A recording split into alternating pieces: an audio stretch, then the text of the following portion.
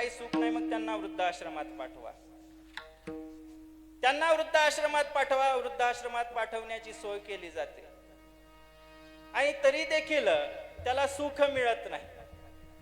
मग मुलाला वाटतं आपल्याला सुख नेमकं कशात आहे, आपल्याला कशाने सुखाची प्राप्ती होईल.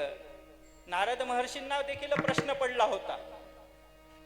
नारद महर्षी 14 कला 14 विद्यांचे अधिकारी होते, पण 14 कला 14 विद्या असताना देखील त्यांना सुख नव्हतं. मग ते खरं सुख प्राप्त करण्यासाठी त्यांना कोणाकडे जावं लागलं? सनत कुमाराकडे जावं लागलं. मग सनत कुमारांनी सांगितलं, तुला सुखाची अपेक्षा आहे ना, मग सुख देणारा यो वै भूमाम तत्सुखम.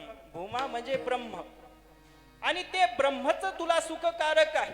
तू संसारात या 14 कला 14 विद्यापासून देखील तुला सुख मिळालं नाही. ते जर सुख प्राप्त करायचं असेल, तुला ब्रह्माची उपासना करावी लागेल. मग ब्रह्म तर निर्गुण निराकार आहे आणि ब्रह्म हे सर्व व्याप्त आहे. त्याला ब्रह्म म्हणतं कोणी. ब्रह्मेती ब्रह्मेती ब्रह्मत्वात इति ब्रह्मा.